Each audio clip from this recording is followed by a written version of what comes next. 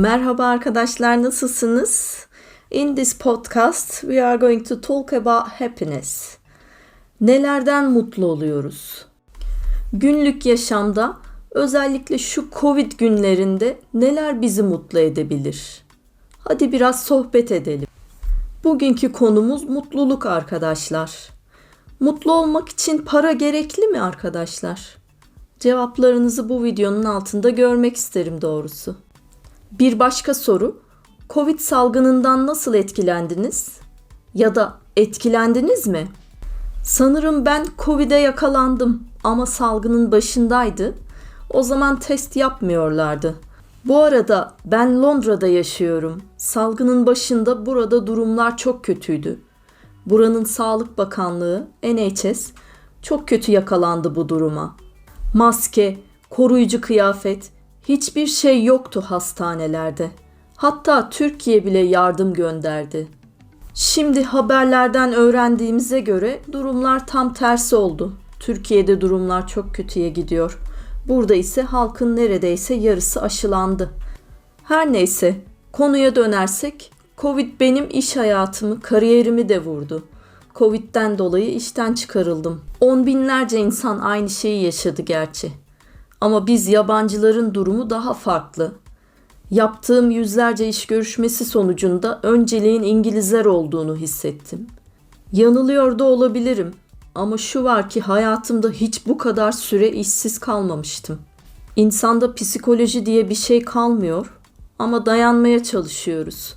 Kendimizi mutlu edecek başka şeyler bulmaya çalışıyoruz. Benim için burası oldu, YouTube. Hem öğretmekten keyif aldığımı anladım, hem de bir sürü yeni arkadaşım oldu, sizler. Peki sizler neler yapıyorsunuz? Eminim sizlerin de başına birçok şey gelmiştir. Bu videonun altında anlatabilirsiniz. Dertlerimizi paylaşırsak iyi olur sanırım. En azından biraz rahatlarız, içimizi döktüğümüz için. Neyse, bilim insanları diyorlarmış ki şunları yaparsak mutlu olurmuşuz ya da mutluluğumuz artarmış. 1. Daha çok gülümsemeliyiz. Michigan Üniversitesi'nde yapılan araştırmaya göre müşteri hizmetlerinde çalışanlardan gülümsüyormuş gibi yaparak çalışanların gün içinde modu düşüyor ve performansları azalıyormuş. Ama hissederek gülümseyenler, gülümseyişlerini pozitif düşünceyle besleyenler gün içinde modlarını yükseltiyor ve verimliliklerini artırıyorlarmış. O zaman ne yapacağız? Daha çok gülümseyeceğiz. 2. Günde en azından 7 dakika egzersiz yapın. Zamanım yok diyebilirsiniz ama sadece 7 dakika bu be. Hepimiz günlük koşturmacanın içinde bir 7 dakika bulabiliriz sanırım. Gene bilim insanları bir araştırma yapmış. Depresyon tedavisi görenlerde ilaçlı tedavi, egzersizli tedavi ve her ikisinin kombinasyonunu test etmişler ve sonuç çok şaşırtıcı çıkmış. Diyor ki, sadece ilaç ve her ikisinin kombinasyonu ile tedavi görenlerde depresyonun tekrarlama durumu daha fazla görülmüş.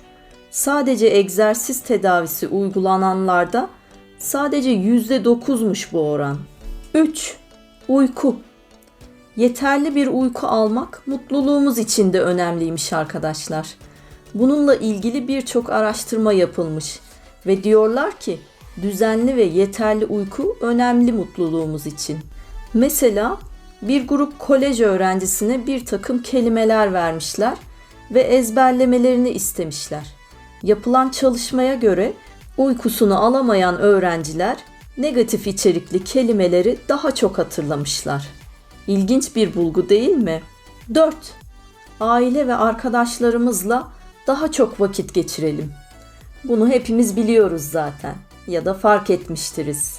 Sevdiğimiz insanlarla geçirdiğimiz her vakit çok kıymetli.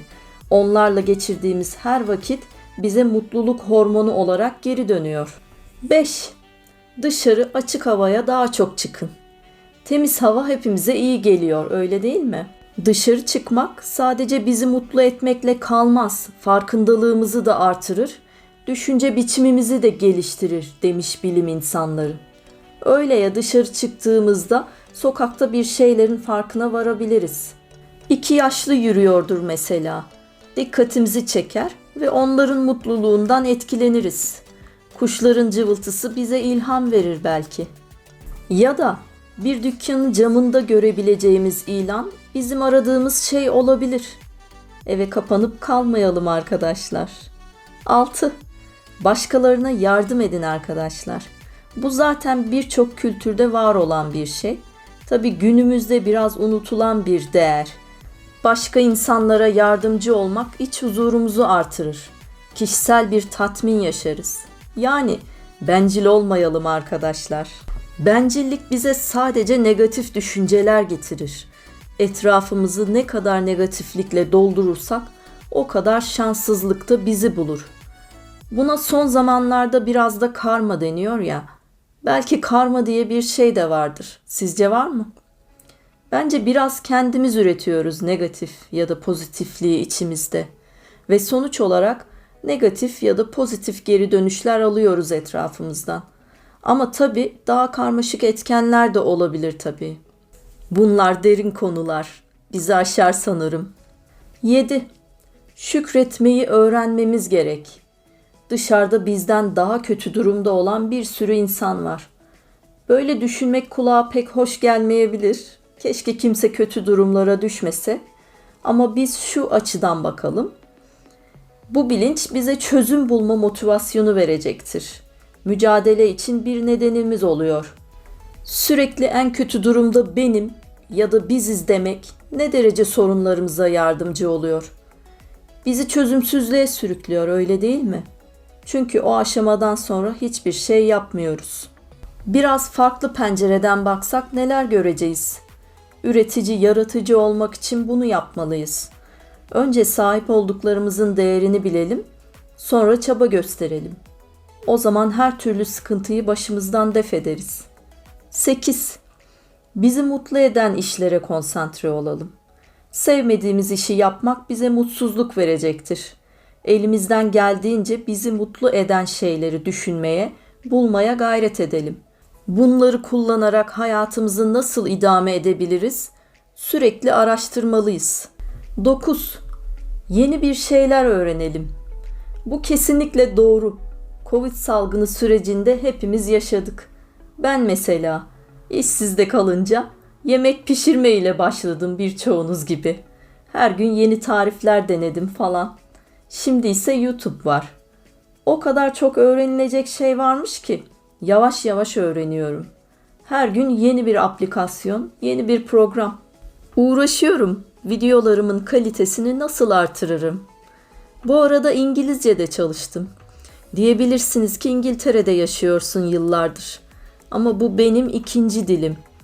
O nedenle öğrenmek hiçbir zaman bitmiyor arkadaşlar. Ben kendimi sürekli geliştirmeye çalışıyorum. Ya sizler neler yapıyorsunuz? Mutluluk formülünüz nedir? Salgın sürecini nasıl atlatıyorsunuz? Benden bu kadar. Bir sonraki derste ya da podcastta buluşmak üzere. Görüşmek üzere arkadaşlar.